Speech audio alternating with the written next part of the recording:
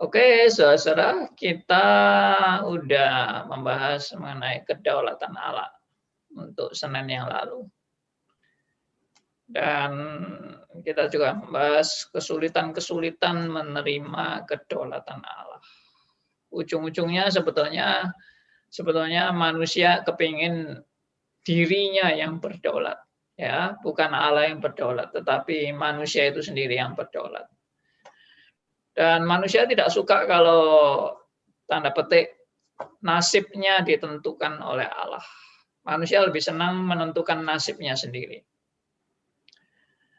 Ya, jadi nggak terima kalau Tuhan yang berdaulat dalam hidup kita itu nggak mau terima.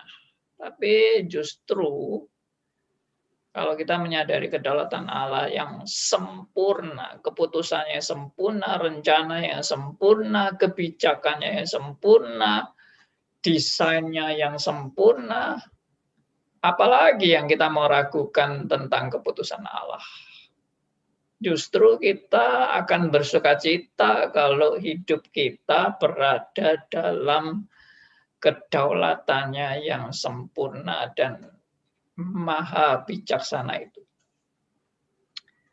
Jadi tidak perlu meragukan. Kalau meragukan itu berarti saya kan meragukan Allah itu berdaulat, meragukan Allah itu bijaksana, meragukan Allah itu sempurna, meragukan Allah itu maha bijaksana.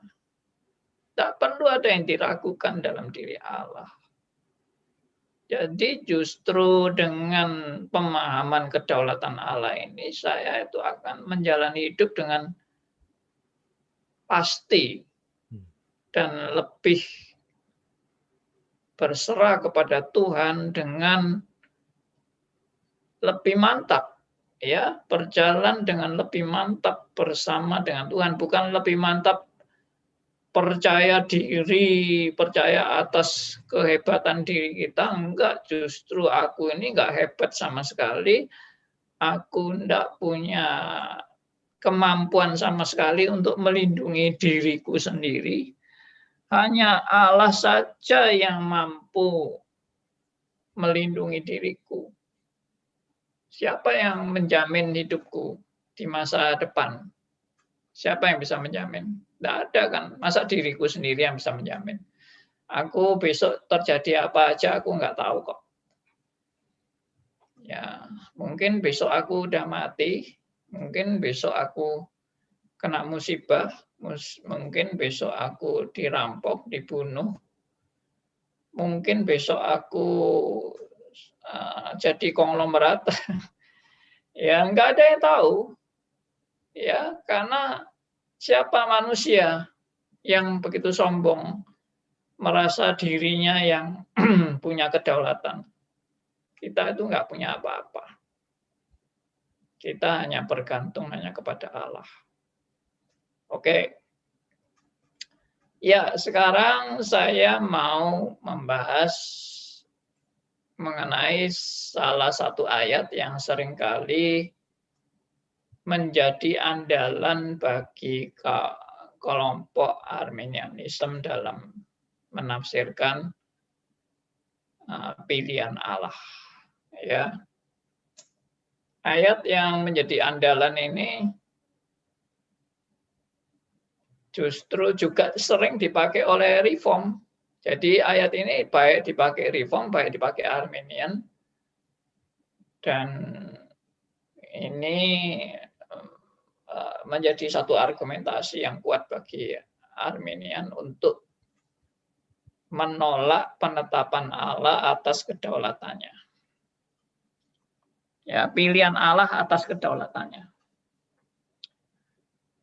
Mari kita baca ayat ini pernah saya bahas, tapi ini akan saya lebih terperinci membahasnya. Sebetulnya nggak terlalu rumit-rumit amat sih dari tafsiran Arminianisme ini.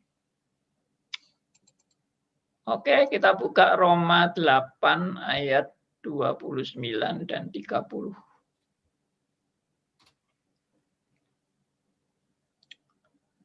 Roma 8 ayat 29 sampai 30. Tolong Yusuf bisa bacakan, mungkin ada usulan kalau baca ayat katanya Jangan terlalu ngebut.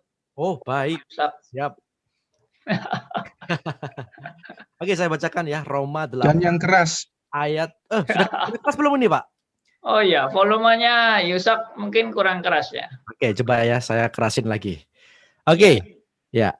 Roma 8 ayat 29 dan 30. Sebab semua orang yang dipilihnya dari semula, mereka juga ditentukannya dari semula untuk menjadi serupa dengan gambaran anaknya. Supaya ia, anaknya itu, menjadi yang sulung di antara banyak saudara. 30. Dan mereka yang ditentukannya dari semula, mereka itu juga dipanggilnya. Dan mereka yang dipanggilnya, mereka itu juga dibenarkannya. Dan mereka yang dibenarkannya, mereka itu juga dimuliakannya. Iya. Ayat ini seringkali dipakai oleh kelompok reform untuk menegaskan tentang kedaulatan Allah dalam menentukan pilihannya. Tapi ternyata ayat ini juga dipakai oleh kelompok Arminianisme untuk menegaskan bahwa Allah tidak menentukan pilihan berdasarkan kedaulatan, tapi berdasarkan kemahatauannya. Ya, kemahatauannya. Nah, dari mana kok bisa menekankan kemahatauan? Nah, itu kalau kita lihat itu dari, kalau bahasa Indonesia ini kurang jelas, dari bahasa Inggrisnya. Ya, kita lihat sekarang bahasa Inggris King James Version. Ya, ini for whom he did foreknow. Ya, for whom he did foreknow, he also did predestinate to be conformed to the image of his son, that he might be the firstborn among many brethren. Dan seterusnya. Nah, penekanannya adalah ini, kalimat yang pertama ini. Ya. For whom, siapa saja yang yang diketahuinya sebelumnya. Ini. Semua yang sudah diketahui sebelumnya. Siapa saja yang sudah diketahui sebelumnya. Itulah yang ditetapkan oleh Allah untuk menjadi serupa dengan anaknya. Nah, jadi dengan kata lain, pilihan Allah ini berdasarkan kemahatauan Allah. Pilihan Allah itu berdasarkan kemahatauan Allah, bukan berdasarkan kedaulatannya. Lalu kemahatauan Allah ini diterjemahkan oleh Arminianisme itu sebagai Allah maha tahu, dalam arti Allah itu tahu siapa yang akan memilih Allah atau siapa yang akan setia kepada Allah dan siapa yang tidak setia kepada Allah. Siapa yang akan menerima Yesus sebagai Tuhan dan Juru Selamat dan siapa yang menolak Yesus sebagai Tuhan dan Juru Selamat. Nah, itulah berdasarkan kemahatauan Allah tentang siapa yang akan menerima dan siapa yang akan menolak. Itulah keputusan pemilihan Allah. Jadi pemilihan Allah atau penetapan Allah ini berdasarkan Allah yang maha tahu.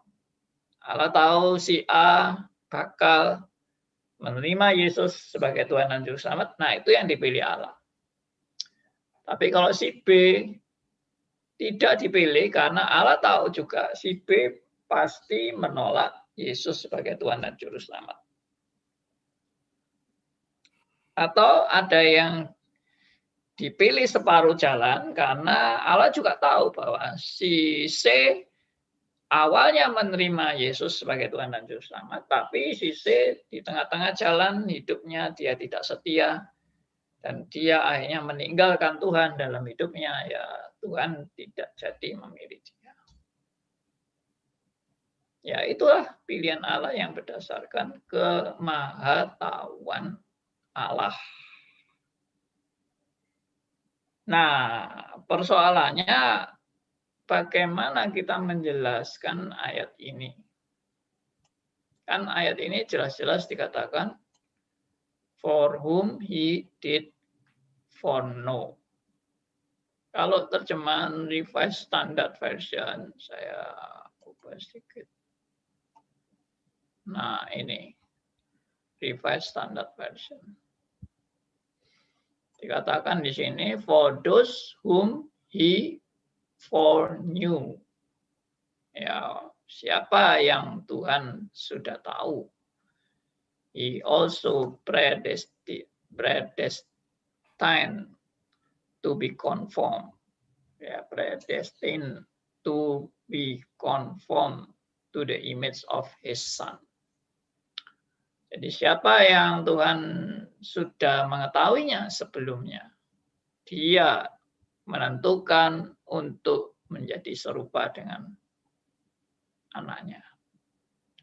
Nah, jadi ini for new, for know, itu diterjemahkan dengan Allah sudah mengetahui terlebih dahulu siapa yang menerima, siapa yang menolak. Tetapi saudara-saudara, kalau terjemahannya seperti itu, ayat ini berkontradiksi dengan ayat ini sendiri. Ya. Alias terjemahan itu menunjukkan bahwa ayat ini saling berkontradiksi di dalam pernyataannya. Kenapa? Karena di sini kan dikatakan Allah berdasarkan dia maha tahu kan. Berdasarkan kemahatauannya, lalu dia menetapkan. Berdasarkan kemahatauan, dia menetapkan untuk seorang menjadi serupa dengan anaknya. Lalu orang itu ditentukan juga untuk dipanggil, ditentukan juga untuk dibenarkan, ditentukan juga untuk dimuliakan.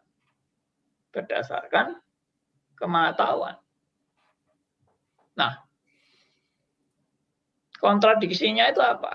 Kontradiksinya itu adalah di sini kan for those whom he foreknew. Ini kan kalau ini diterjemahkan dengan Allah sudah mengetahui sebelumnya. Ini kan kondisi yang pasif. Ya, Allah hanya mengetahui sebelumnya. Allah mengetahui bahwa orang ini akan bertindak aktif menerima Yesus sebagai Tuhan dan Juru Selamat. Maka orang yang menerima Yesus sebagai Tuhan dan Juru Selamat, orang itu ditentukan untuk menjadi serupa dengan anaknya. Artinya ada suatu penetapan, tapi berdasarkan keputusan, bukan berdasarkan keputusan Allah, tapi berdasarkan keputusan manusia. Manusia ini mau menerima atau menolak. Jadi sebenarnya penerimaan Allah itu, penetapan Allah itu bukan suatu tindakan aktif. Ya, saya harap saudara nangkep maksud saya. Keputusan Allah untuk menetapkan orang ini selamat atau tidak selamat, itu bukan berdasarkan tindakan aktif Allah. Tapi itu Allah hanya sebagai penunggu atau penanti dari keputusan manusia. Paham ya maksudnya? Jadi Allah itu sebetulnya bukan Allah yang memutuskan, tapi manusia yang memutuskan. Allah cuma hanya menanti apa yang manusia mau putuskan. Dan Allah secara pasif menunggu. Kalau manusia itu bertindak mau menerima Yesus sebagai Tuhan dan Juru Selamat, maka orang itu ya dengan sendirinya masuk di dalam keselamatan. Tidak usah ditentukan lagi oleh Allah. Allah tidak usah menetapkan gitu loh. Allah itu tidak usah menetapkan. Allah cuma nunggu saja. Tidak usah menetapkan. Kalau menetapkan itu kan Allah bertindak dulu menetapkan. Tapi ini Allah menunggu. Berdasarkan kematahuan, dia menunggu manusia ini bakal terima atau bakal menolak. Nah, karena Allah Maha tahu, maka Allah di dalam menunggu itu, Allah tahu bahwa si A pasti yang menerima, si B pasti yang menolak. Tapi cuma menunggu. Allah tidak menetapkan apa-apa, Allah tidak menentukan apa-apa, Allah hanya menunggu saja. Terserah manusianya mau menerima atau yang menolak. Paham ya maksud saya? Jadi sebetulnya ini ada tindakan yang sebetulnya manusia yang menentukan dan bukan Tuhan yang menentukan. Tetapi dari kalimat ini ternyata Allah bertindak aktif menentukan, predestined, ya, to be conformed, itu predestined. Ya, saya tidak tahu bacanya tepat apa enggak ini predestin atau predestined. Ya maaf saya mungkin predestin. Oh ya, predestin. Oke, terima kasih. Jadi yang benar Allah itu yang predestin, yang menentukan, atau manusia yang menentukan.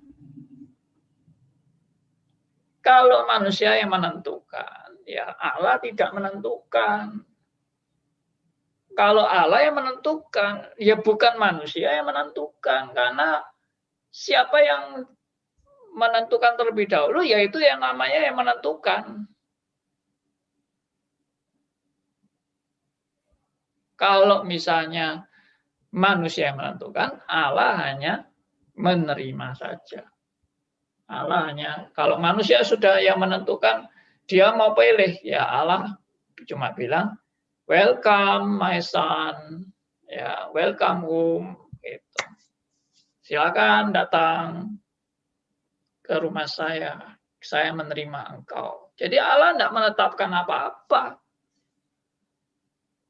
Tapi kalau Allah yang menetapkan, manusia yang hanya menerima penetapan Allah itu. Ya, manusia yang mengikuti penetapan Allah. Karena Allah yang terlebih dahulu menetapkan. Nah, jadi terjemahan bahwa ini berdasarkan pengetahuan lebih dahulu itu tidak tepat. Secara grammar bahasa Inggris, foreknew itu tidak selalu diterjemahkan dengan mengetahui lebih dahulu. Ya, secara pasif. Tapi di sini mau menunjukkan bahwa ada terjemahan foreknew yang pemahamannya itu berbeda. Yaitu apa? Foreknew dalam hal ini terjemahannya adalah Allah, ya, siapa yang Allah kenal, foreknew itu kenal. Terjemahan lebih tepat tuh, Allah mengenal siapa yang ditetapkan untuk menjadi serupa dengan anaknya. Allah mengenal siapa yang ditentukannya untuk selamat. Allah mengenal. Mengenal artinya memang Allah di dalam menetapkan siapa si A atau si B atau si C. Allah mengenal siapa yang dipilihnya. Mengenal secara personal. Itu maksudnya foreknew. Bukan Allah cuma mengetahui dan diam secara pasif. Allah mengenal siapa yang ditetapkan untuk selamat. Nah, itu baru sinkron. Kalau Allah cuma hanya foreknew, cuma hanya mengetahui saja, lalu Allah menetapkan, nah itu yang jadi kontradiksi. Karena Allah itu sebetulnya cuma pasif. Kenapa kok disebut menetapkan? Tapi kalau Allah mengenal siapa yang ditetapkannya, nah itu baru tepat. Nah ini saya lihat terjemahan lama itu ternyata lebih bagus dari terjemahan baru. Terjemahan barunya tidak kelihatan sama sekali memang foreknew ini. Sebab semua orang yang dipilihnya dari semula.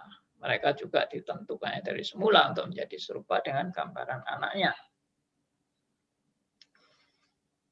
Jadi dipilihnya dari semula ini memang sangat menonjol doktrin pilihannya. Semua yang dipilihnya dari semula. Mereka juga ditentukannya dari semula untuk menjadi serupa dengan gambaran anaknya. Supaya anaknya itu menjadi sulung di antara banyak saudara. Ya kan? Tapi kalau dalam bahasa Inggrisnya, ya, for those whom he foreknew, he also predestined to be conformed to the image of his son. Jadi for those whom he foreknew, ya, for those whom he foreknew, he also predestined to be conformed to the image of his son. Siapa yang Allah mengetahui lebih dahulu, dia menetapkan untuk menjadi serupa dengan anaknya. Ya, alias Tuhan sudah tahu siapa yang dipilihnya. Tuhan sudah tahu. Ya, Tuhan sudah mengenal dan Tuhan menetapkan orang yang dia kenal itu untuk menjadi serupa dengan anaknya. Semua adalah predestin ini tindakan aktif dari Allah. Makanya juga sangat sinkron dengan ayat 30. Ya, ayat 30 ini predestin juga. Those whom he predestined, he also called. And those whom he called, he also justified. And those whom he justified, he also glorified. Nah, ini semua menentukan apa? Menentukan tindakan aktif dari Allah. Dari sejak ayat 29. Ini semua tindakan aktif dari Allah. Bukan Allah pasif cuma mengetahui terlebih dahulu. Allah mengetahui bahwa orang ini yang akan aktif mencari Allah. Tidak. Karena kalau ini diterjemahkan dengan Allah secara pasif menunggu atau hanya mengetahui lebih dahulu ada orang yang mencari dia. Berarti ini kontradiksi dengan Roma 3 ayat 10 ayat 12 dikatakan tidak ada seorang pun yang mencari Allah. Dan ini kontradiksi semua dengan kondisi manusia ini semua sudah berdosa, manusia sudah mati rohani, sudah dalam keadaan maut, terkutuk, di bawah kuasa maut. Semua kontradiksi. Ya.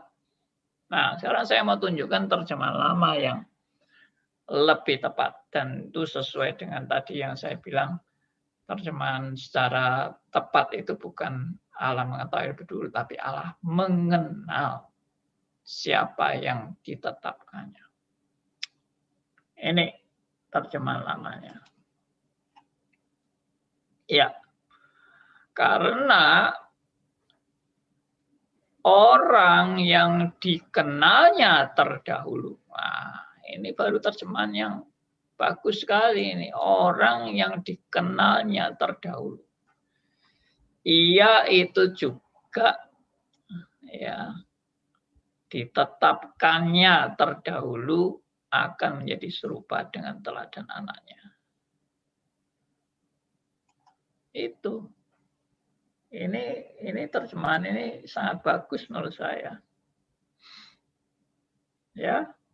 Karena orang yang dikenalnya terdahulu, ia juga ditetapkannya terdahulu. Akan menjadi serupa dengan. Jadi ini tidak kontradiktif. Allah di sini terjemahnya bukan karena orang yang akan memilih, Allah mengetahui terlebih dahulu bahwa dia akan memilih dan mencari Allah, maka Allah menetapkan lebih dahulu untuk menjadi serupa dengan teladan anaknya. Tidak demikian, itu kalau Allah cuma tahu orang ini sudah memilih Allah, ya Allah namanya tidak menetapkan. Allah cuma menunggu, bukan menetapkan. Oke, jadi ini salah satu penjelasan ayat yang seringkali disalahpahami oleh kelompok Arminian dalam menerjemahkan ayat ini. Sekali lagi, menafsirkan ayat itu tidak boleh cuma tekstual, tapi juga kontekstual dan kontentual. Ya, kontekstual dan kontentual. Dalam pengertian bahwa memang semua manusia sudah jatuh dalam dosa, semua manusia sudah kehilangan kemuliaan Allah atau kekurangan kemuliaan Allah. Semua manusia sudah mati rohani. Semua manusia sudah tidak ada yang benar-benar mencari Allah yang sejati. Ya, semua manusia sudah rusak, terdistorsi oleh dosa. Sehingga tidak seorang pun yang bisa berinisiatif dari dirinya sendiri untuk mau mengenal Allah dengan kemampuannya sendiri. Nah, ini juga saya sudah jelaskan sebelumnya kan tentang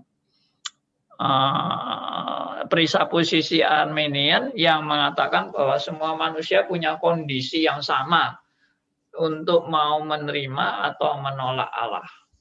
Tidak benar itu. Kalau semua manusia punya kondisi sama untuk mau menerima atau menolak Allah, berarti semua manusia keputusannya juga akan sama. Karena kondisinya sama.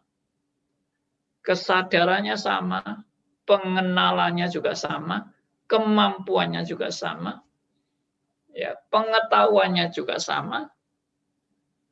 Ya, lalu apalagi yang mau membedakan?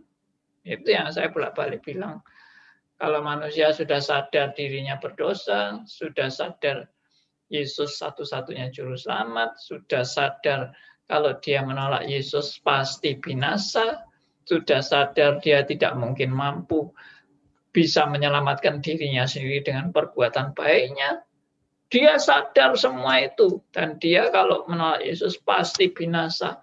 Sadar semuanya. Kalau orang semua kesadarannya sama seperti ini, masa mau menolak Yesus sebagai Tuhan dan Juru Selamat? Kesadarannya sama loh ya. Kesadaran bahwa Yesus benar-benar Allah, Yesus benar-benar berkorban bagi dosa-dosanya. Yesus benar-benar Allah yang berkuasa untuk menyelamatkan dirinya. Yesus yang benar-benar menjamin hidupnya, ya pasti selamat. Kalau dia sadar kebenaran ini, masa masih mau menolak mutiara yang ditawarkan kepadanya? Sekali lagi saya bilang, ya kalau sampai mutiara itu ditolak, berarti dia bukan manusia yang mengerti betapa mahalnya mutiara. Dia hanyalah babi yang nggak ngerti mahalnya mutiara. Bagi babi, yang mahal itu adalah lumpur, bukan mutiara. Ya, ini semua penjelasan ini kiranya boleh meneguhkan kita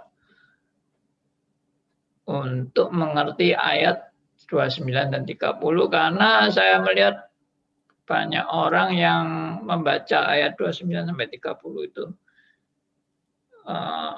ngotot ya. Ini bukti bahwa Tuhan itu memilih berdasarkan kemahatauannya. Enggak, itu bukan kemahatauan. Itu Allah mengenal terlebih dahulu siapa yang dipilihnya. Sejak semula Allah sudah mengenal. Sebelum dunia dijadikan, Allah sudah mengenal siapa yang dipilihnya. Ya, jadi bukan Allah mengetahui bahwa dia akan berinisiatif memilih Allah dengan keputusan sendiri. Itu tidak mungkin. Karena apa? Semua manusia yang dikatakan Alkitab mati rohani. Oke, saya berhenti dulu. Ya. Kalau ada yang mau bertanya, silakan. Melanjutkan ini ya, yang kemarin Pak Andi. Baik. Apa yang ditanggapi oleh Pak Elia, saya akan bacakan. Yes. Pak Elia mengirim sekitar ada 4 ayat, saya bacakan dulu.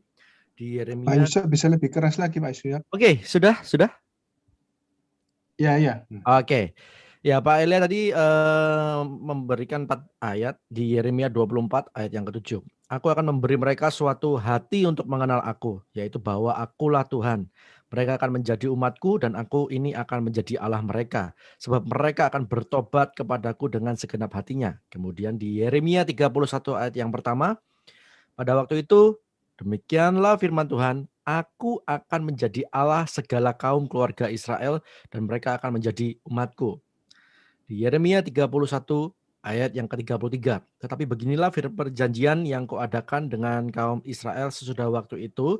Demikianlah firman Tuhan. Aku akan menaruh Tauratku dalam batin mereka dan menuliskannya dalam hati mereka. Maka aku akan menjadi Allah mereka dan mereka akan menjadi umatku.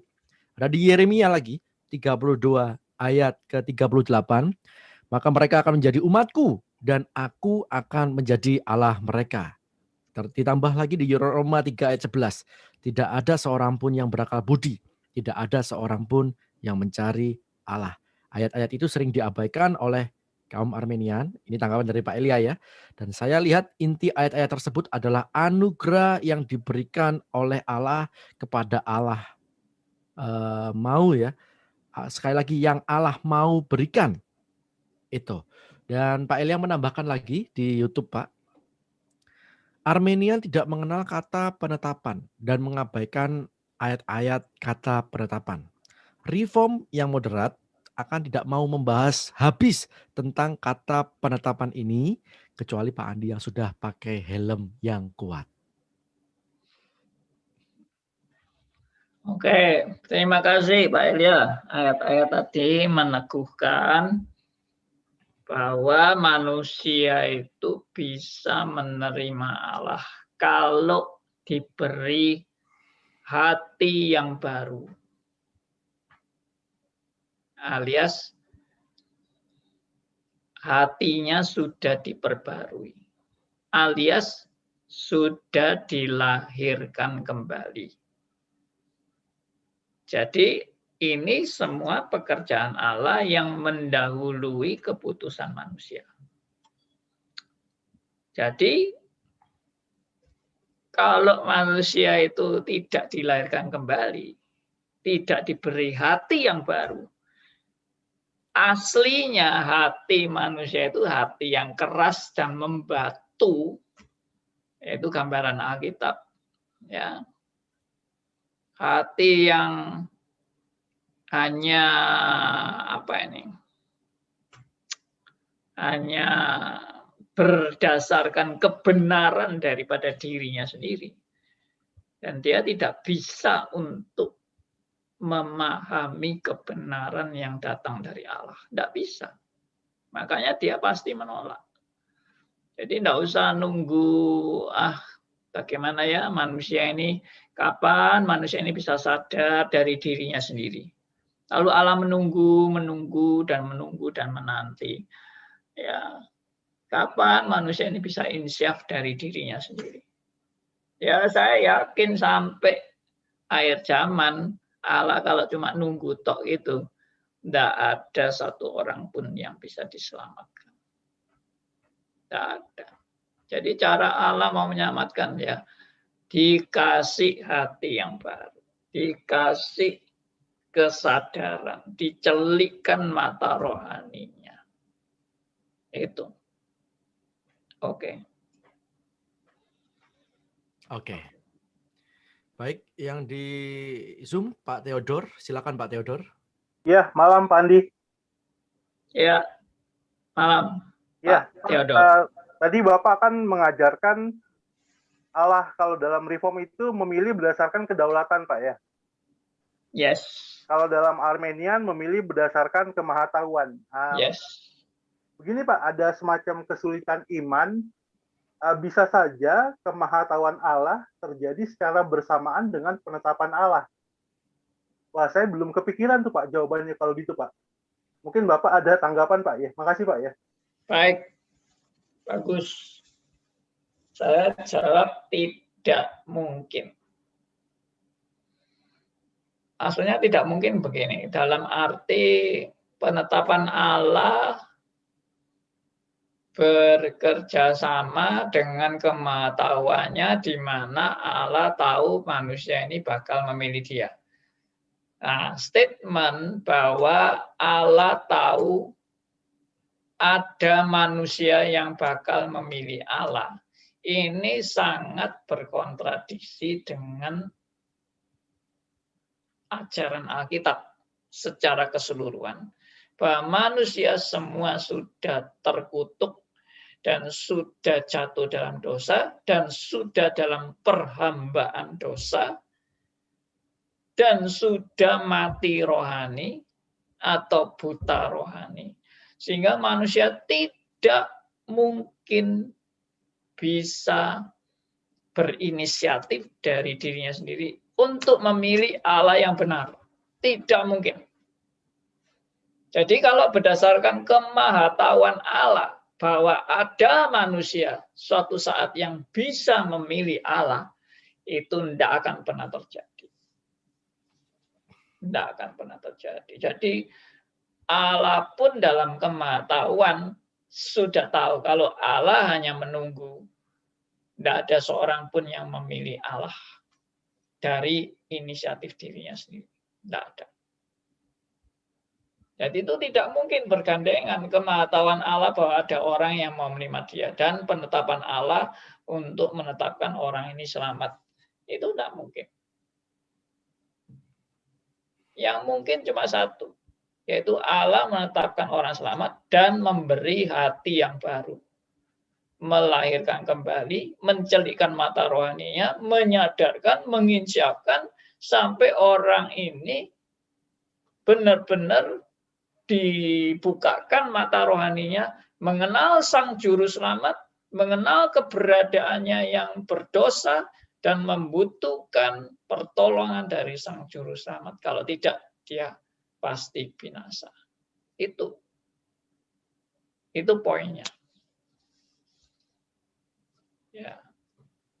Saya setelah menyadari ini, saudara, saya dari Arminian menjadi reform 100% 100% tanpa meragukan lagi bahwa inisiatif untuk mau datang kepada Allah bukan atas dasar asli kemauan saya, tetapi atas dasar anugerah Allah yang sudah menyadarkan dan menginsyafkan saya.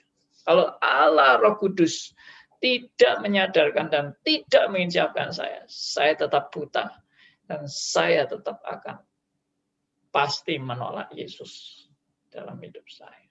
Atau menerima Yesusnya, Yesus yang lain. Ya, banyak orang Kristen tapi menerima Yesus yang lain, bukan Yesus Alkitab. Nah, itu lebih berbahaya dan itu akan mengerikan sekali karena kelihatannya Kristen tapi bukan Kristen. Nah, itu jauh lebih berbahaya dari yang jelas-jelas sudah bukan Kristen. Oke. Oke. Ini ada yang join, silakan kalau di Zoom ada yang mau bertanya.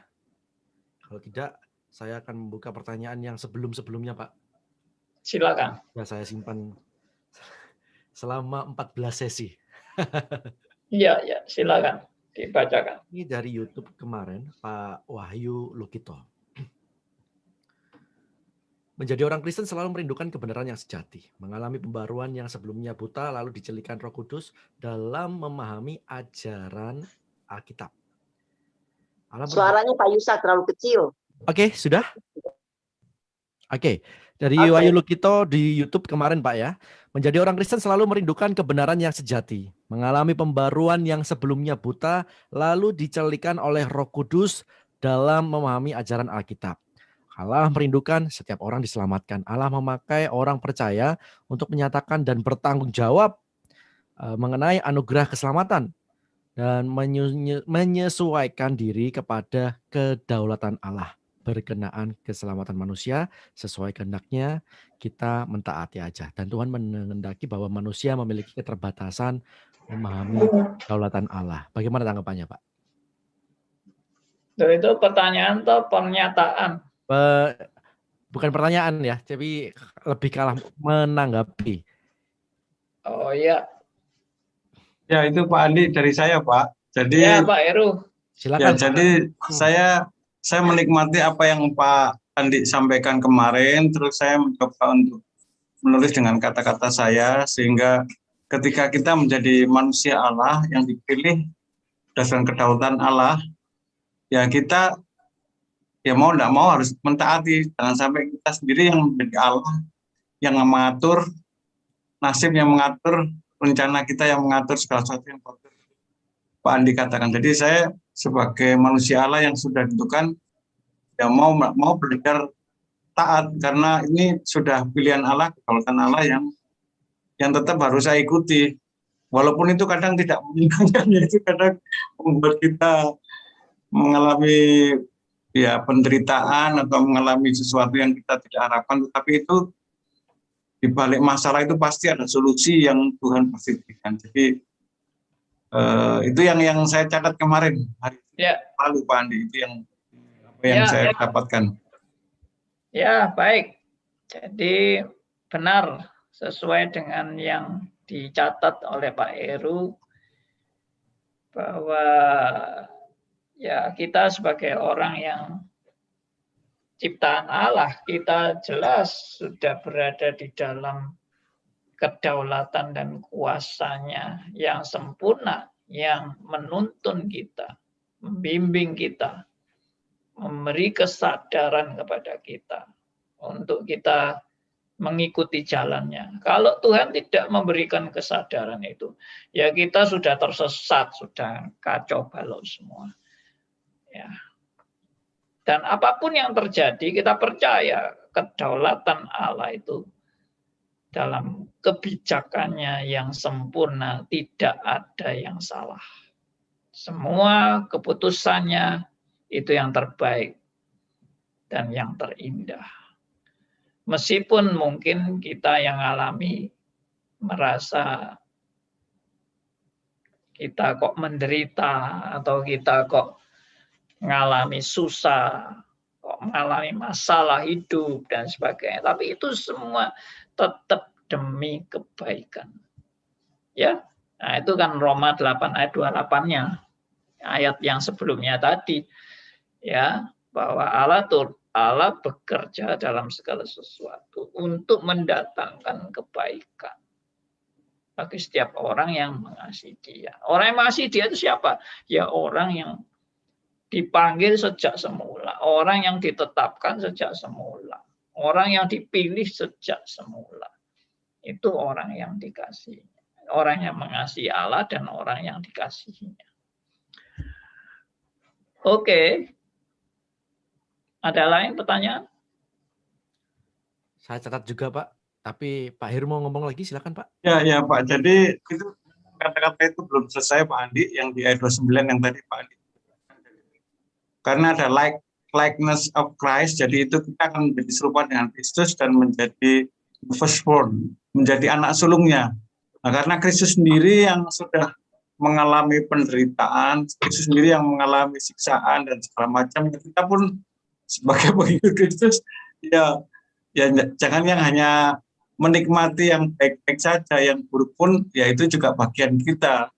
Disalib itu tidak enak, diadili dengan tidak menyenangkan juga tidak enak, yaitu salib yang memang untuk menjadi hamba Tuhan, menjadi Kristus, kita tidak sepi dengan masalah atau penderitaan, apalagi saat-saat seperti ini ada pandemi ya, jadi memang itu bagian dari kita. Jadi memang untuk menjadikan likeness of Christ dan juga menjadi firstborn. Nah, ini yang firstborn-nya ini yang mungkin Pak Andi tadi belum tahu situ ya Pak. Saya tunggu Pak. Yang jadi anak sulung. Betul. Ya, menjadi Kristus yang menjadi anak sulung. Ya. Oke. Ya, terima kasih Pak Heru untuk tambahannya. Jadi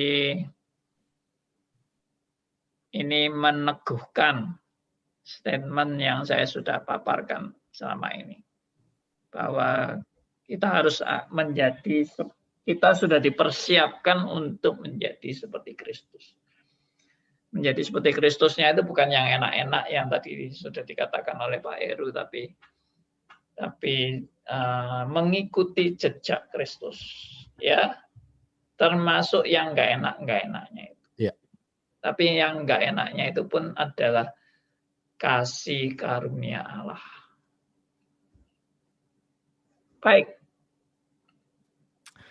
Baik, saya bacakan lagi pertanyaan dari Heni Listiowati, Pak.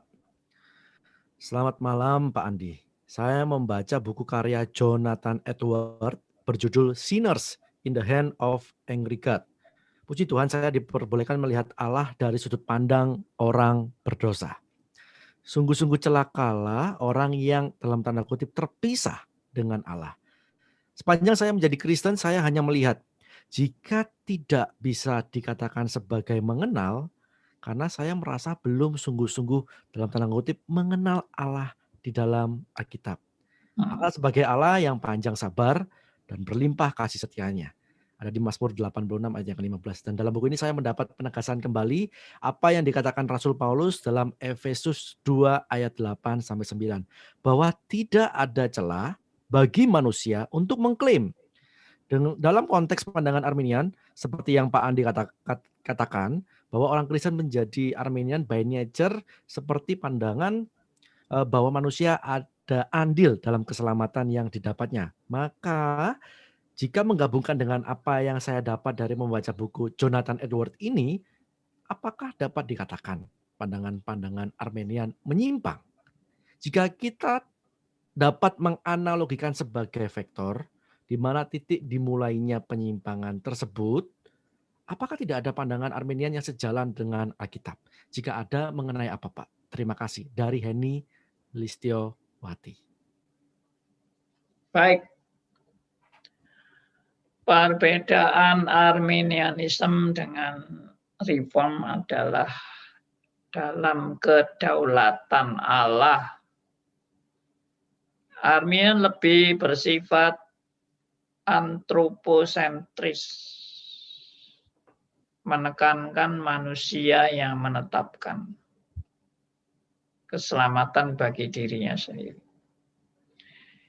Baik itu pada waktu dia menerima atau menolak anugerah itu, menerima Yesus atau menolak Yesus, baik juga dalam dia mau setia atau tidak setia. Semua manusia yang menentukan.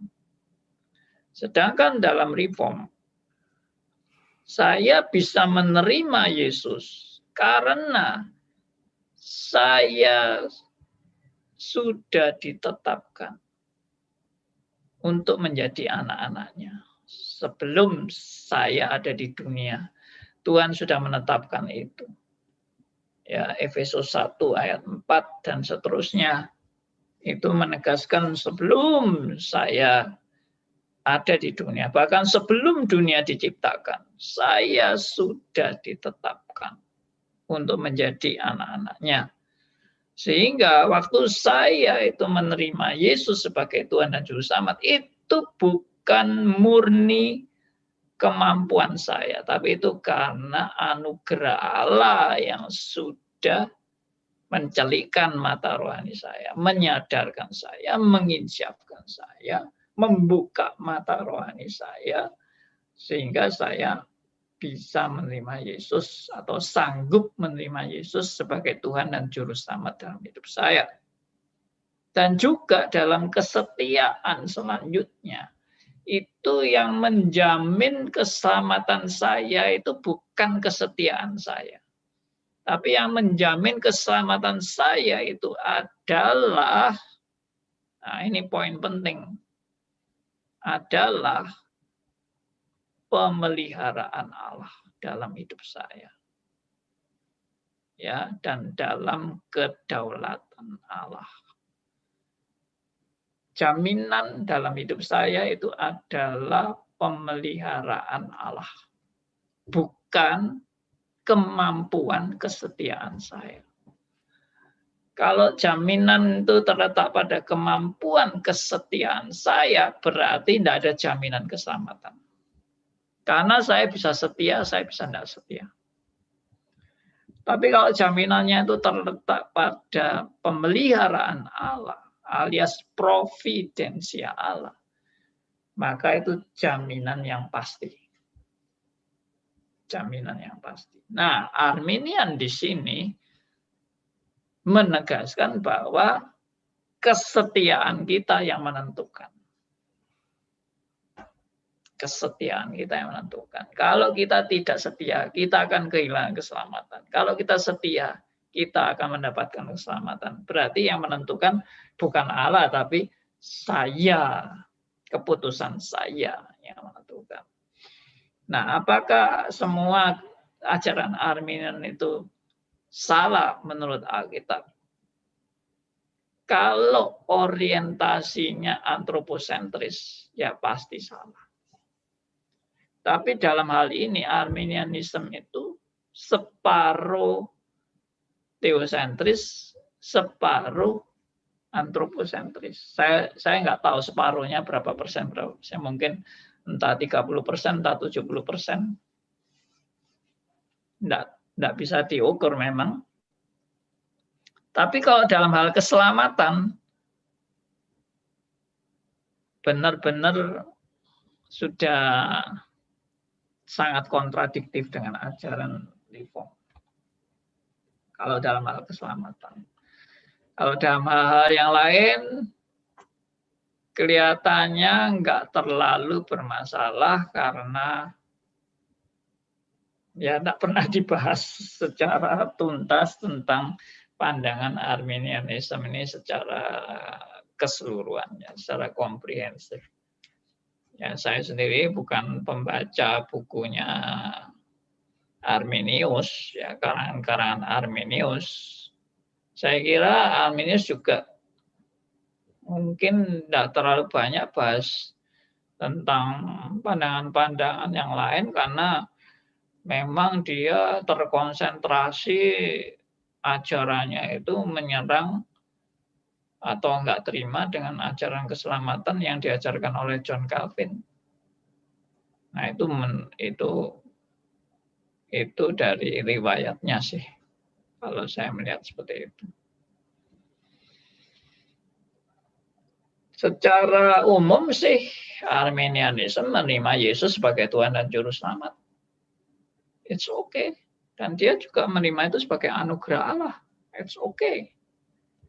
Tapi ya itu tadi, mengenai keputusan mau menerima atau menolak, itu berdasarkan kesadaran manusia itu sendiri, kemampuan manusia itu sendiri, keputusan manusia itu sendiri. Nah, itu yang dia menolak predestin itu, dia menolak di situ.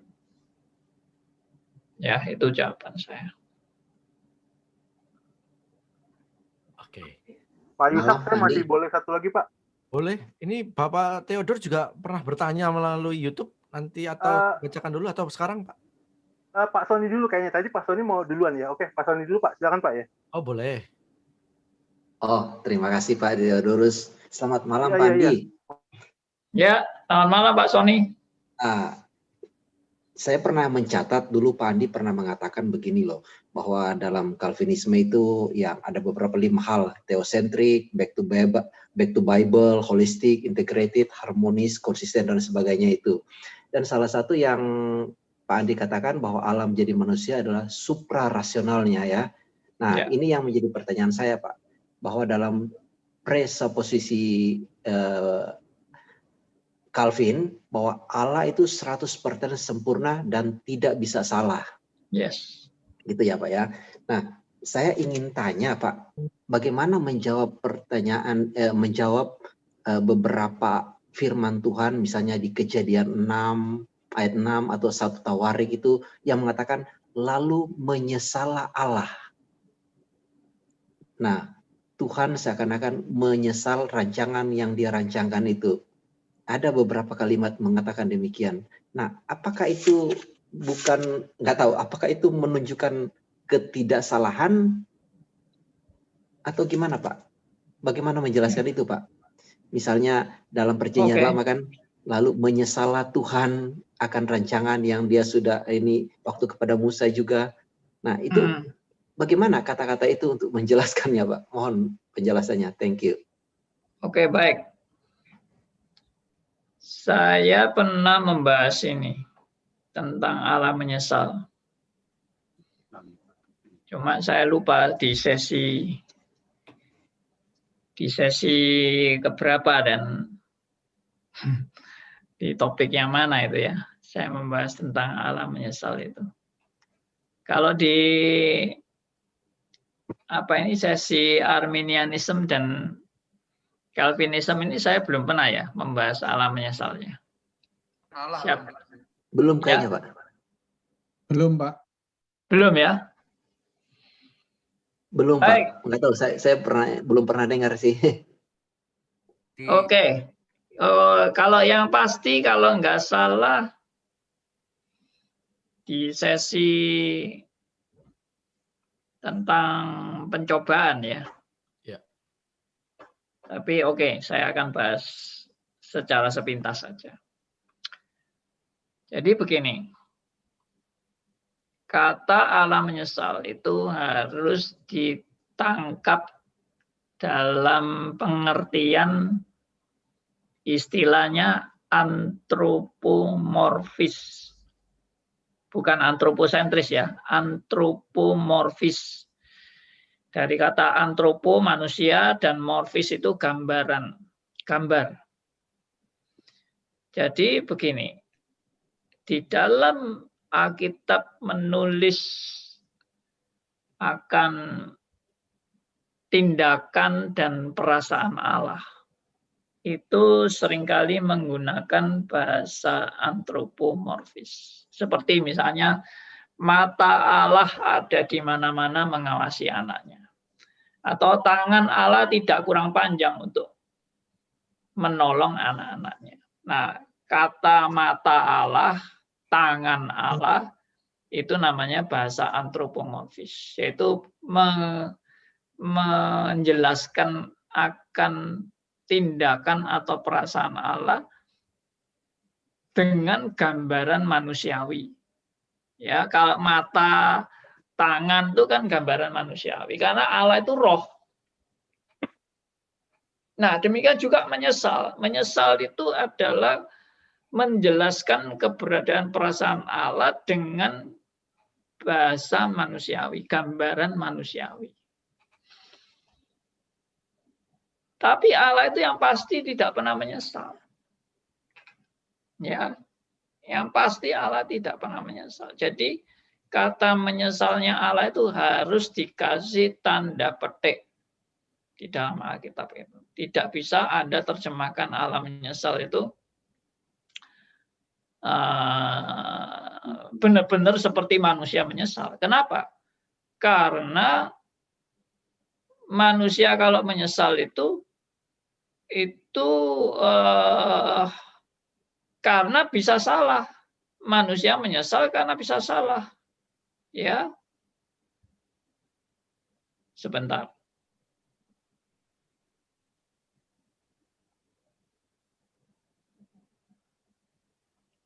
Saya cari dulu ayatnya. Nah, perhatikan ini ayatnya ya. 1 Samuel 15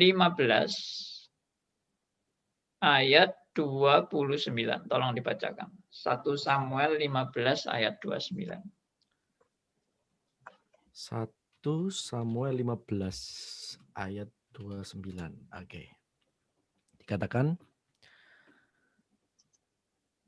lagi sang mulia dari Israel tidak berdusta dan ia tidak tahu menyesal, sebab ia bukan manusia yang harus menyesal.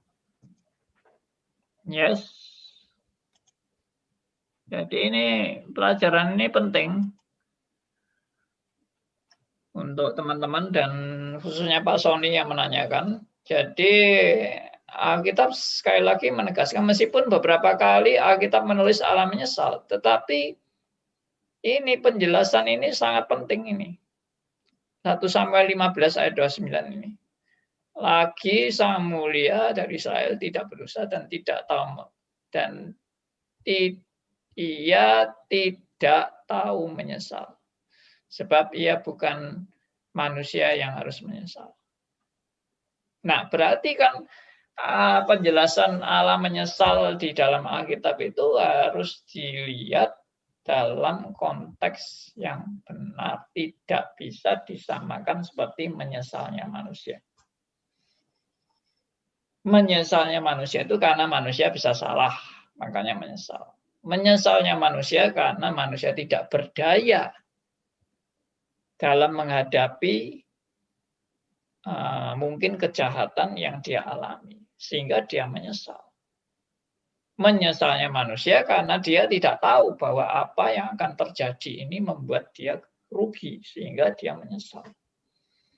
Tapi Allah itu maha tahu. Allah itu maha kuasa, bukan Allah yang tidak berdaya. Allah juga tidak pernah berbuat salah. Maka penyesalan itu bukan karena Allah berbuat salah. Nah, jadi saya kasih contoh saja secara singkat bahwa ada contoh penyesalan yang bukan karena kesalahan dari yang menyesal. Ya, contoh ini begini. Jadi seorang anak yang dididik oleh orang tuanya dengan sangat baik, sangat sempurna. Ini hanya perumpamaan ya. Anak yang dididik dengan sangat baik, sangat sempurna, sangat ideal. Kemudian anak ini kemudian dibesarkan oleh orang tuanya sampai setelah besar, ternyata anak ini salah pilih jalan. Dia pilih bergaul dengan orang-orang yang enggak karu-karuan, kacau, pergaulannya kacau, sehingga dia akhirnya terlibat dalam kejahatan narkoba dan dia dihukum mati. Misalnya ceritanya begitu. Lalu dikatakan orang tuanya menyesal atas perbuatan anaknya. Nah, jadi kata menyesal di sini kan bukan kesalahan orang tua. Karena orang tuanya sudah mendidik dengan sangat baik, sangat sempurna. Memang ini enggak pernah ada ya orang tua sangat baik, sangat sempurna, itu enggak ada. Tapi ini misalkan orang tuanya sudah pokoknya memberi yang terbaik, yang sangat ideal, sangat bagus, komunikasi dengan anak juga bagus sekali, ya harmonis sekali hubungannya, tapi dia salah pilih pergaulan, sehingga itu tadi. Jadi penyesalan Allah mirip dengan orang tua yang menyesal melihat kondisi anaknya. Nah, seperti itu Pak Sony. Jadi itu tidak menunjukkan bahwa Allah yang salah, tapi menunjukkan kondisi manusia yang memprihatinkan. Tapi ada juga peristiwa lain di mana seperti contohnya Yunus ya dengan Niniwe, di mana Allah juga dikatakan menyesal karena telah merancang untuk membinasakan Niniwe. Dan Allah kemudian dikatakan tidak jadi membinasakan Niniwe. Dalam hal ini, kata menyesal di sini bukan berarti Allah salah merencanakan, tidak. Ini tidak tepat terjemahannya. Nanti kalau Pak Sony mau teliti lagi bahwa yang di situ di masalah Yunus dan Niniwe itu bukan Allah tidak melaksanakan seperti yang direncanakan, tidak. Tapi Allah tidak melaksanakan seperti yang diancamkan. Nah, jadi Allah terhadap Niniwe itu hanya mengancam. Dan perlu diketahui bahwa Allah mengutus Yunus itu bukan supaya Niniwe akan dibinasakan, salah. Itu salah besar. Allah mengutus Yunus justru supaya Niniwe diselamatkan. Karena di dalam kemahatauan Allah, Allah sudah tahu kalau Niniwe pasti akan bertobat. Dan yang lebih penting dari itu, pertobatan itu pun datang dari Allah.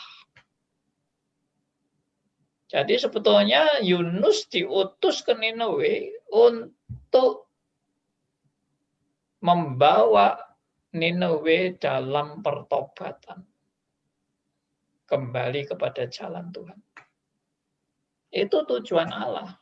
Jadi tujuan Allah tidak pernah mau membinasakan Niniwe. Nah, ini tafsirannya seringkali terbalik toh. Allah marah-marah, Allah emosi terhadap Niniwe.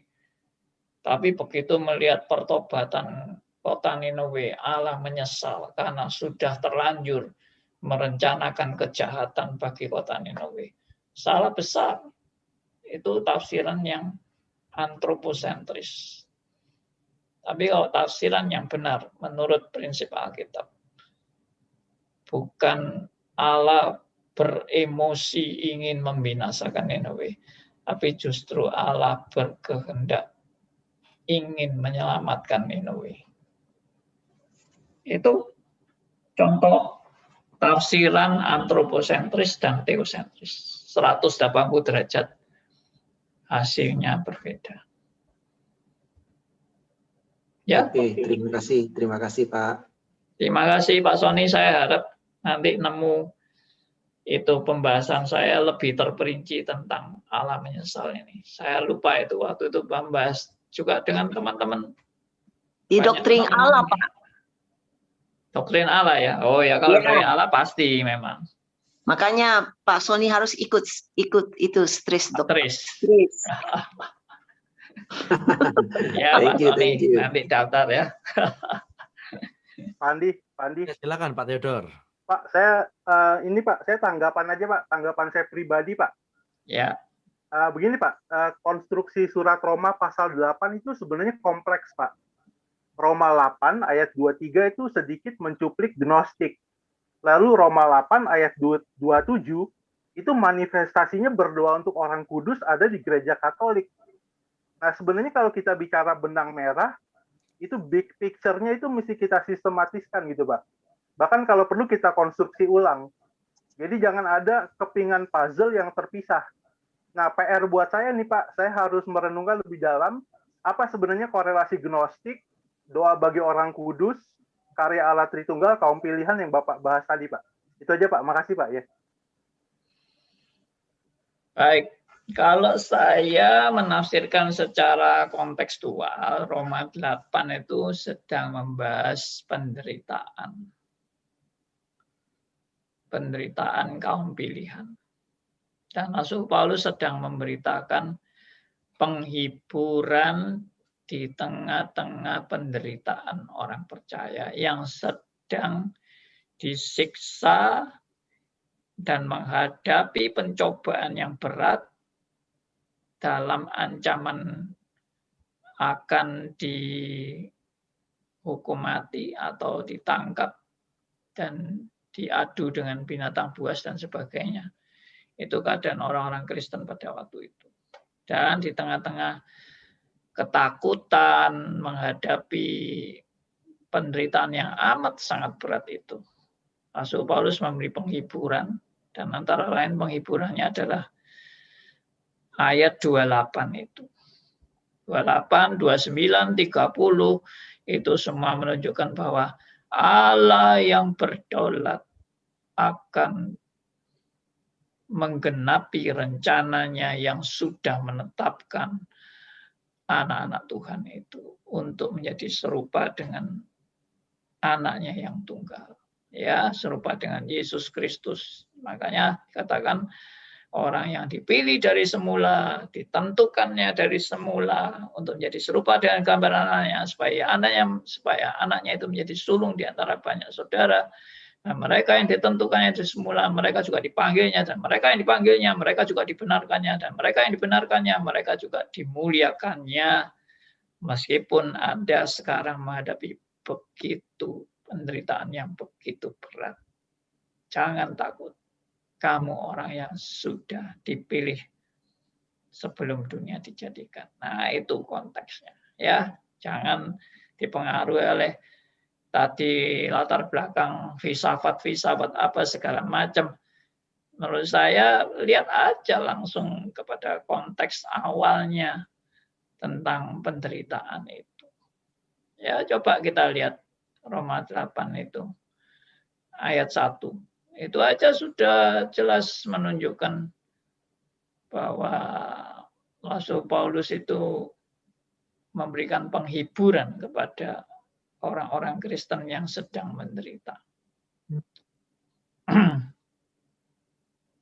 Oke, itu jawaban saya. Nah, tanggapan saya dari Theodor. Oke. Di YouTube Pak Elia menambahi lagi Pak. Berdasarkan Yeremia tentang hati itu, saya pikir hati itu perlu bertumbuh dan berjuang dalam progresif ke teosentris. Dan itu berat, namun akhirnya jadi ringan karena diringankan. Oke. Dari antroposentris menjadi teosentris. Dan itulah memang pekerjaan Roh Kudus yang mengajar kita untuk pikul salib dan menyangkal diri dan mengikut Dia. Dan itu tidak pernah selesai seumur hidup. Jadi orang percaya pasti mengalami proses penghancuran keakuan. Ya, itu saya sudah beberapa kali menegaskan penghancuran keakuan. Baik. Ada lagi? Pak Aryo? Silakan Pak Aryo. Sudah di-unmute ini. Agak ngantuk. Tidak siap. Tadi siap tapi sekarang agak ngantuk lupa. Minum kopi, Pak. Tidak biasa minum kopi, tidak pernah. Oh ya, oke. Ini ada Roni Nente Pak yang bertanya di pertanyaan 3 Mei yang lalu. Ada gereja-gereja yang punya akar Calvinism, tetapi sekarang ini prakteknya rohaninya lebih ke Arminianism. Kira-kira di mana letak berbeloknya, Pak? Dari Roni Nente, ini dari YouTube ya. Baik. Ya, tidak rahasia lagi, banyak gereja yang tadinya reform sekarang menjadi Arminian. Apa sebabnya? Sebabnya karena gereja meninggalkan doktrin atau tidak mementingkan doktrin. Gereja hanya mementingkan hal-hal praktis. Hal praktis itu tidak salah, tapi jangan karena mementingkan hal praktis meninggalkan doktrin atau hal prinsip. Doktrin itu fondasi gereja. Fondasi gereja. Jadi gereja kalau tidak ada doktrin, akhirnya gereja itu ngambang dan tidak tahu dengan jelas apa sih ciri khas ajaran Kristen. Apa? Akhirnya bisa bahkan bukan hanya menjadi Arminian, tapi menjadi liberal. Dan akhirnya bahkan menganggap semua agama sama saja. Karena semua agama mengajarkan kebaikan. Kristen, tidak Kristen, itu tidak ada lagi keunikan. Yang penting semua agama mengajarkan kebaikan. Mengajarkan kegiatan sosial. Ya sudah, kalau seperti itu, gereja sudah tidak punya lagi ciri khas. Ajaran iman Kristen itu apa sih ciri khasnya? Mungkin orang Kristen sendiri sudah nggak tahu jawabannya. Karena tidak pernah diajarkan doktrin dan tidak pernah diajarkan apa sih perbedaan iman Kristen dengan agama lain. Ya, lalu anggap semua agama sama. Lalu akhirnya banyak kawin campur. Ya, tidak apa-apa kok. Yang tidak seiman pun juga tidak apa-apa. Mari kita saling mengasihi satu dengan yang lain. Akhirnya ya amburadul. Ya, Kristen sudah tidak ngerti Kristen. Saya dulu jadi Kristen, saya sebelum bertobat, saya Kristen KTP. Bagi saya ikut Kristen itu karena hanya ikut-ikutan dan fanatisme agama keluarga.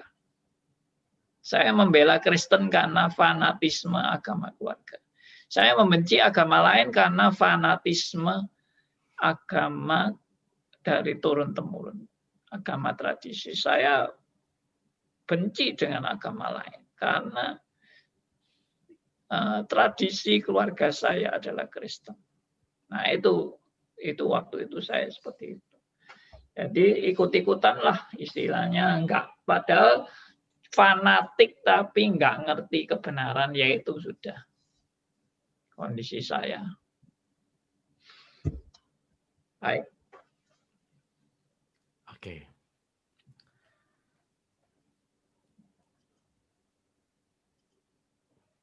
Baik, ada yang bertanya? Silakan. Kalau tidak ada, saya kemudian melanjutkan lagi. Dari YouTube, Tony Setiono, Pak. Pak, kadang orang yang sudah mempunyai pandangan Arminian susah untuk berubah menjadi Calvinis dan menganggap Calvinis itu salah. Mohon penjelasannya, Pak Andi. Ya, itu termasuk saya. Saya ini dulu orang Arminian. Sulit untuk jadi Calvinis. Saya tolak habis-habisan Calvinis. Saya benci bahkan sama Calvinis. Saya benci dengan ajaran-ajaran reform. Saya menganggap itu sesat dan saya menganggap itu tidak alkitabiah. Dulu itu. Tapi ya memang kesimpulan saya, kalau enggak karena anugerah Tuhan, memang enggak bisa jadi reform. Minat aja enggak ada. Mau belajar reform aja enggak ada. Bahkan kebencian terhadap reform. Alergi terhadap reform. Jadi kalau dengan reform itu sudah bencinya setengah mati. Heran ya. Tapi Tuhan menangkap saya dan merubah hidup saya sampai jadi seperti sekarang ini. Saya juga heran. Kalau bukan Tuhan yang merubah saya, ya mata saya tetap mata dari sisi Arminian terus. Ya, karena itu butuh anugerah Tuhan. Pencelikan mata rohani. Tapi yang kedua ya, menurut saya, kita jangan memusuhi orang Arminian. Tidak boleh itu. Memusuhi orang Arminian tidak boleh. Kita justru harus mengasihi. Mengasihi dan juga melayani. Artinya saya mau belajar memahami ketidaksenangan orang Arminian terhadap orang Reform atau pemahaman-pemahaman Reform yang mereka tidak sukai. Itu kita coba pahami.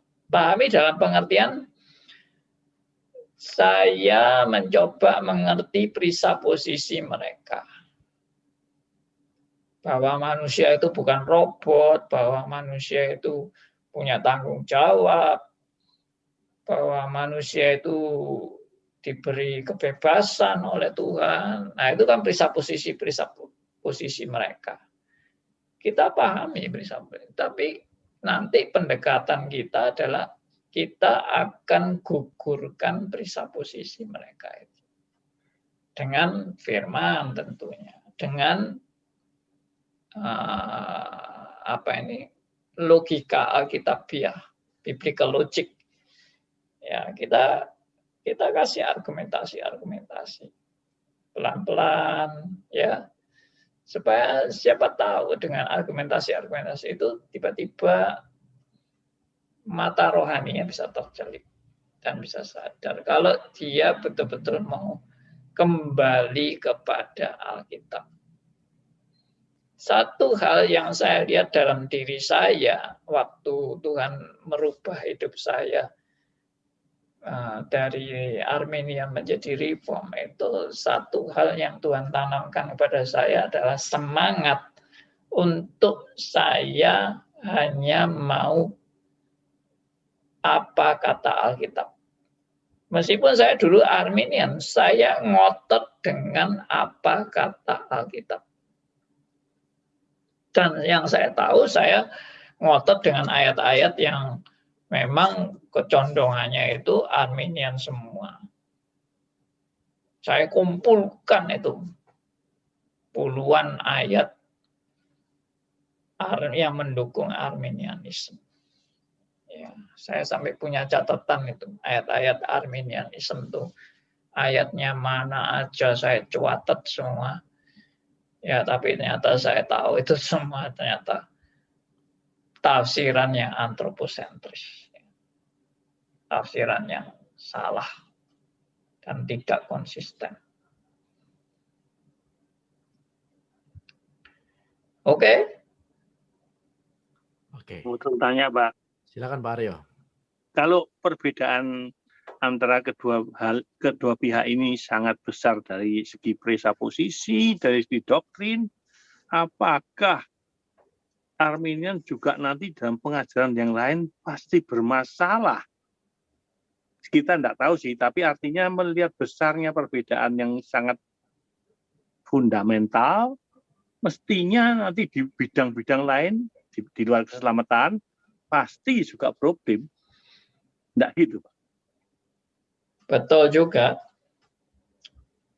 Saya setuju dengan pernyataan Pak Aryo, bahwa itu akan mempengaruhi yang lain. Ya, contohnya aja misalnya penetapan Allah dalam segala sesuatu. Ya, itu pasti Arminian tidak terima itu. Apalagi perkara-perkara kecil, itu semua dalam penetapan Allah. Wong keselamatan aja dia yang tentukan kok. Mau perkara-perkara kecil semua dalam penetapan Allah, ya dia akan condong untuk mengatakan itu semua bukan Allah yang menetapkan, itu semua manusia yang menentukan. Allah tidak ikut-ikut dalam perkara-perkara yang tetek bengek itu dalam penetapan Allah itu bukan urusan Allah, itu Arminian. Tapi reform yang ketat itu akan menegaskan semua ada di dalam kedaulatannya yang sempurna. Oke, saya kira sudah jam 9 ini. Bagaimana Yusak? Ya, kita akan tutup. Terima kasih Pak Andi. Pembelajaran di hari ini memberkati kita semuanya, menambah, ya, memperlengkapi kita semuanya juga. Terutama pemahaman kita yang mungkin pernah punya kekeliruan.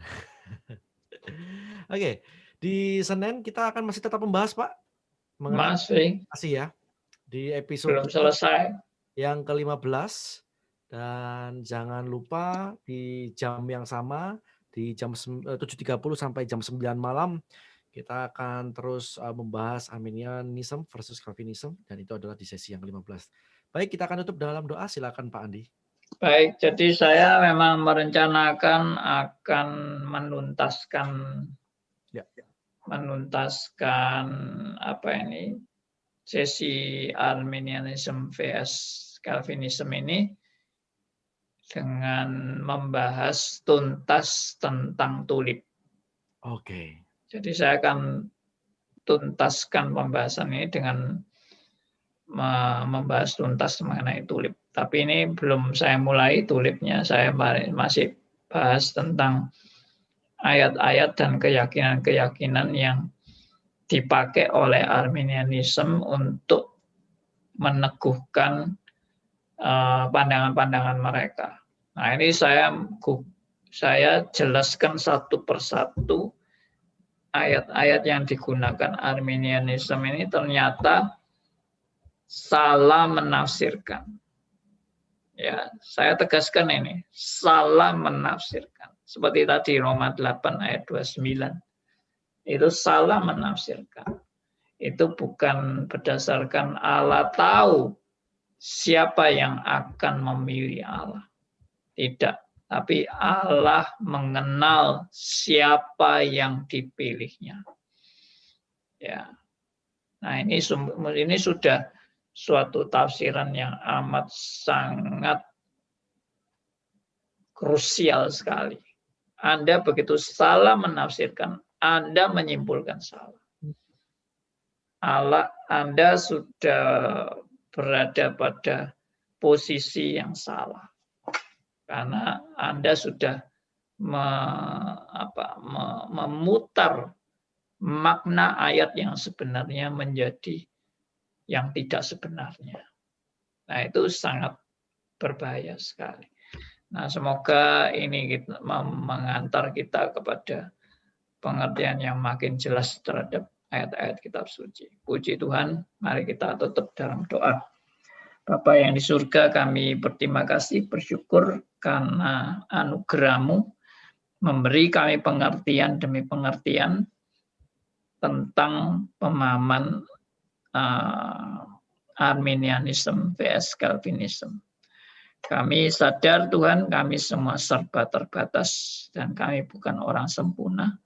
Tapi Tuhan menuntun kami untuk lebih mengerti maksud kitab suci. Terpujilah nama Tuhan. Semua ini karena anugerah Tuhan semata-mata.